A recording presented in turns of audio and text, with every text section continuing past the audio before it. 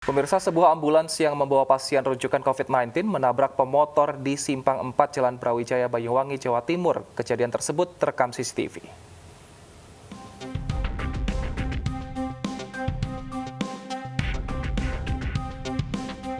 Sebuah ambulans yang diduga sedang membawa pasien corona menabrak pengendara sepeda motor di Jalan Brawijaya, Banyuwangi, Jawa Timur. Kejadian tersebut terekam kamera pengawas lalu lintas. Terlihat ambulans yang mengambil jalur berlawanan arah menabrak pemotor yang melintas. Pengendara roda 2 yang mengalami luka pada bagian wajah dan kepala langsung dievakuasi warga dengan mobil pick-up untuk dibawa ke rumah sakit. Sementara ambulans kembali melanjutkan perjalanan. Soalnya kecepatan motornya juga dari CCTV juga lumayan sih. Mungkin dia mau ngambil, tapi padahal truknya itu kan sudah ngambil kiri. Dia ngambil kanan, itu jeber itu. Kalau saya rasa korban tuh nggak tahu kalau depannya ada ambulan. Saya pikir ambulan masih di belakang atau di belakangnya dia atau di mana gitu. Peristiwa ini masih dalam penyelidikan kepolisian Satuan Lalu Lintas Polresta Banyuwangi. Diketahui pemotor merupakan anggota kepolisian Polresta Banyuwangi. Dari pemeriksaan sementara, sopir ambulans sengaja mengambil jalur melawan arah karena membawa pasien COVID-19 yang kritis ke Rumah Sakit Umum Belambangan, Banyuwangi. Dari Banyuwangi, Jawa Timur, Eris Utomo, iNews melaporkan. Pemirsa, sebuah mobil dengan nomor polisi RI1 menerobos masuk ke Mabes Polri. Pengemudi memaksa masuk untuk menunjukkan rasa ketidakpuasannya terhadap kinerja pemerintah. Mobil jenis SUV ini memaksa masuk Mabes Polri Jakarta. Meski berplat RI1, tapi upaya menerobos ini gagal. Polisi yang berjaga langsung mengamankan pengemudi. Polisi curiga plat kepresidenan yang digunakan mobil ini palsu. Pengemudi dan 3 penumpang di dalam mobil tidak ditahan dan hanya dikenakan wajib lapor. Hemat biaya. Ini adalah plat yang palsu atau tidak, yang ini tidak sah. Sedangkan untuk kendaraannya sendiri aslinya adalah kendaraan dengan nopol DD atau plat Makassar.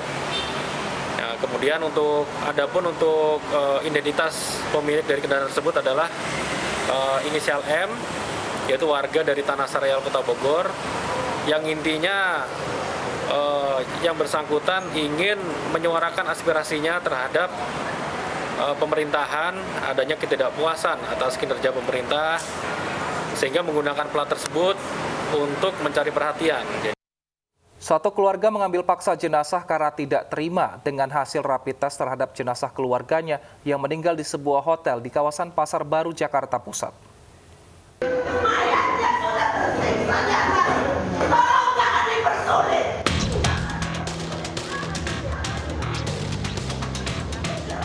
Satu keluarga asal Medan, Sumatera Utara emosi saat akan mengambil jenazah keluarganya, yaitu Paul Benyamin Sianturi yang tewas mendadak di sebuah hotel di kawasan Pasar Baru, Jakarta Pusat. Karena petugas menyebutkan hasil rapid test korban reaktif. Pihak keluarga menuding hasil tersebut tidak akurat karena hasil rapid test di Bandara Sultan Hasanuddin Makassar menunjukkan non-reaktif sebelum korban terbang ke Jakarta. Setelah sempat adu argumen, petugas medis akhirnya mengalah dan membiarkan pihak keluarga membawa jenazah pria berusia 53 tahun tersebut. Udah ada, cuman masih reaktif dianya. Tapi kan dia sudah megang surat dari rapid dari pada saat dia penerbangan dari bandara di Jakarta. Jadi sebenarnya dia memang negatif. Tapi di sini di tesnya kan cuma melalui tes dari HP yang hasilnya masih sama-sama. Gitu. Jadi tapi masih reaksi gitu loh. Nah, jenazah sekarang akan dibawa kemana nih, Bu? Jenazah langsung ke Rumah Duka UKI rencananya. Diketahui dari hasil riwayat kesehatan yang diakui keluarga, korban memiliki penyakit jantung. Sebelum dimakamkan, jenazah rencananya akan disemayamkan terlebih dahulu di rumah duka di Cawang, Jakarta Timur. Dari Jakarta, Raniston Sanjaya, iNews melaporkan. Gubernur Jawa Tengah Ganjar Pranowo menyatakan angka kasus positif COVID aktif di Jawa Tengah tertinggi. Sebelumnya input data sempat terlambat, data baru yang belum dimasukkan hingga 3.000 kasus. Dari pengecekan tanggal 1 hingga 10 November 2020, ada 809 data delay yang ditempelkan sebagai data tambahan. Ganjar memerintahkan jajarannya untuk melakukan clearance data dan berkomunikasi dengan pemerintah pusat agar semua data bisa dicek dengan benar. Meski demikian, pemirsa, tidak dipungkiri adanya peningkatan angka kasus aktif COVID-19 di Jawa Tengah. Ganjar menyebut tingginya kasus positif di Jawa Tengah karena tingkat tes juga tinggi. Meski kasus tinggi karena tes terus digencarkan, namun untuk ruang perawatan ICU masih aman. Beberapa rumah sakit juga melakukan penambahan ruang dan lokasi tempat isolasi di berbagai tempat. Itu juga siang yang Wapres, Pak Wapres. Ini Pak Wapres juga. Oh gitu. Pagi, dari.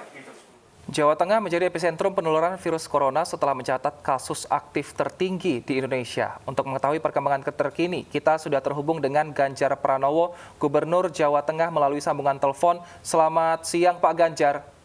Selamat siang, Mas. Baik Pak Ganjar, selama 2 pekan terakhir, berapa angka kenaikan positif COVID-19 di Jawa Tengah, Pak? Ada datanya komplit kami berikan tiap hari, semua bisa membaca. Dan saya persilahkan untuk membaca baik-baik di corona.jatengprod.go.id. Kenapa saya jawab seperti ini? Karena kemarin beritanya cukup simpang siur. Termasuk teman dari luar negeri kemarin tanya kepada saya, ini kok data kematiannya antara pusat dengan daerah berbeda. Saya bilang, saya meyakini data yang benar adalah data yang rilis di website kami. Jadi kemarin berita-berita yang kemudian menyeramkan, berita tertinggi dan sebagainya itu, akhirnya setelah kita clearance, memang data-data yang masuk itu dari pusat delay, jadi launchingnya di pusat terlambat gitu ya. Maka saya sudah berkali-kali meminta agar ini ada sinkronisasi data gitu. Baik Pak Ganjar, lantas bagaimana tanggapan Anda terkait dengan informasi bahwa Jawa Tengah menjadi epicentrum penyebaran virus corona, Pak? Oh iya, kalau kemudian tes kita tinggi pasti akan menemukan itu. Kalau tidak salah dari hasil testing kita setelah DKI, Jawa Tengah yang tertinggi. Apalagi dengan penduduk kira-kira sekarang kurang lebih 36 juta ya. Maka sebenarnya kita mengingatkan bahwa semua tidak boleh lengah. Apakah ini sudah second wave? Apakah kemudian memang terjadi mutasi dari virusnya, karena kemarin dari hasil risetnya UGM memberitakan seperti itu waktu kita evaluasi, jadi semua tidak boleh lengah. Maka kita mencoba bekerja sama dengan kepolisian, dengan TNI, ya, agar kerumunan-kerumunan sekarang kita tunda dulu semuanya. Itulah yang kemarin coba kita sampaikan kepada masyarakat agar kita semua hati-hati gitu. Untuk testing saat ini difokuskan kemana Pak? Apakah keluarga atau perkantoran, karena saat ini kantor juga sudah mulai beroperasi? Oh, kantornya belum, kantor dari dulu mau beroperasi Mas, tapi kalau Jawa Tengah yang Pemprov itu work from home 50% sejak bulan April dulu, sampai sekarang masih 50%. Jadi model testingnya bukan diarahkan kemana, tapi melakukan tracing Mas. Jadi tracing itu siapa yang kena, terus kemudian dikejar, ya, dicari seperti itu. Ada sih sempat kita secara random ya, waktu kemarin ada lebaran atau libur bersama itu sempat kita melakukan random. Tapi kalau sekarang tentu ilmu itu tidak akan kita gunakan. Tapi kalau kita melihat ada kejadian, maka kita tracing terus menerus ya. Dan itulah yang kemudian saya sampaikan kepada kawan-kawan, teman-teman, jangan panik dengan angka yang tinggi. Ya, tetap saja dilakukan testing.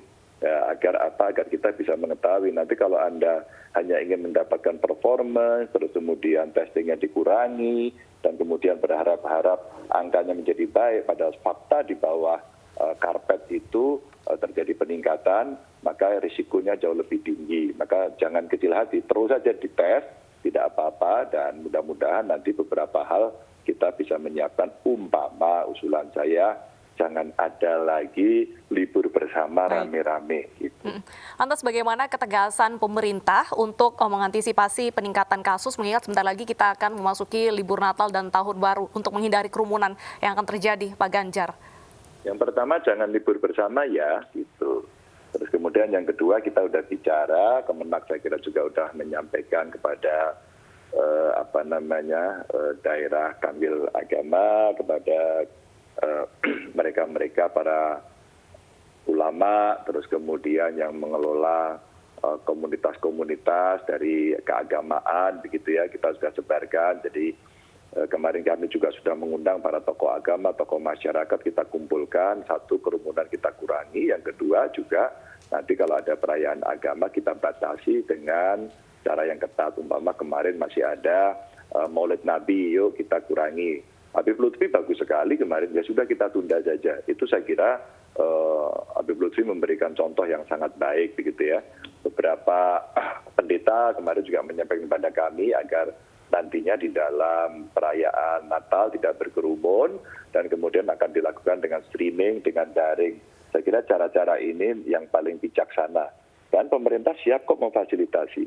Umpama kemarin banyak peringatan Maulid Nabi umpama gitu ya. Dari Maulid Nabi kok masih banyak acara ya yang ingin diselenggarakan. Kami membuat jateng bersolawat, kemudian kita streamingkan. Baik. Kita lagi tunggu, kalau responnya itu bagus kita akan teruskan, bahkan kegiatan seperti itu bisa kita lakukan tiap minggu malah gitu. Sehingga kegiatan keagamaan tidak terganggu, tidak ada kemudian orang merasa dilarang-larang untuk beribadah dan perayaan agama gitu.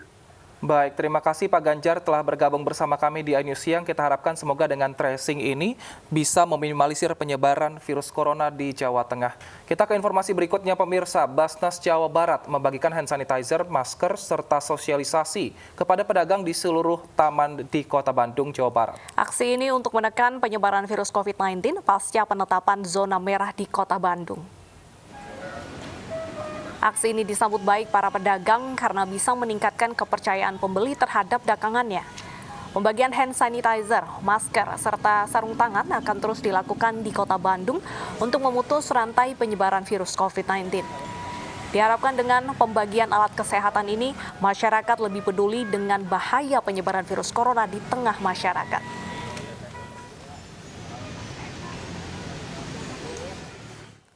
Pemirsa, Habib Rizik dan istrinya dirawat di Rumah Sakit Umi Bogor, Jawa Barat.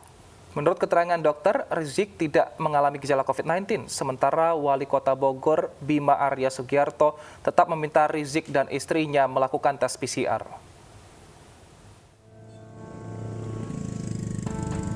Habib Rizik Syihab dirawat di Rumah Sakit Umi Kota Bogor, Jawa Barat. Habib Rizik Syihab diantar keluarga masuk unit gawat darurat dengan gejala kelelahan akibat aktivitas padat yang dijalaninya sepulang dari Mekah beberapa waktu lalu. Dari hasil screening diketahui tidak ada indikasi terpapar COVID-19 dan saat ini tengah dalam pemulihan. Sementara pihak rumah sakit tidak menerima kunjungan pihak lain selain keluarga Habib Rizik Syihab. Sementara menanggapi hal tersebut, Wali Kota Bogor Bima Arya Sugiarto bersama Kapolres Bogor dan Dandim 0606 Kota Bogor mendatangi Rumah Sakit Umi untuk meminta manajemen rumah sakit melakukan tes PCR. Untuk meminta manajemen rumah sakit melakukan tes PCR pada Habib Rizik Syihab dan istrinya yang kini tengah dirawat. Wali Kota Bogor akan segera memerintahkan jajarannya di Dinas Kesehatan Kota Bogor melakukan swab test kepada Habib Rizik Syihab dan istrinya sesuai ketentuan protokol kesehatan. Sangat baik sekali apabila Habib dilakukan proses PCR test ya, untuk di swab itu.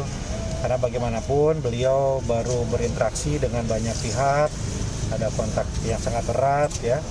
Sertifikat dan lain-lain begitu, dan saya kira tidak ada salahnya apabila dilakukan PCR test ya, dan disambut dengan baik oleh pihak rumah sakit, sudah dikomunikasikan dengan pihak keluarga ya, dan mudah-mudahan bisa dilaksanakan ya segera gitu. Jadi pihak komunikasi akan mengkoordinasikan itu dengan keluarga. Habib Rizik dan istrinya masuk ruang UGD untuk menjalani medical check-up oleh tim medis Rumah Sakit Umi. Kini keduanya masih dalam proses pemulihan di ruang perawatan. Dari Bogor, Jawa Barat, Furqon Munawar, iNews melaporkan. Kumpulkan barang bukti Komisi Pemberantasan Korupsi kembali menggeledah kantor Kementerian Kelautan dan Perikanan. Liputan langsung dari kantor KPK akan hadir sesaat lagi, tetaplah di iNews Siang.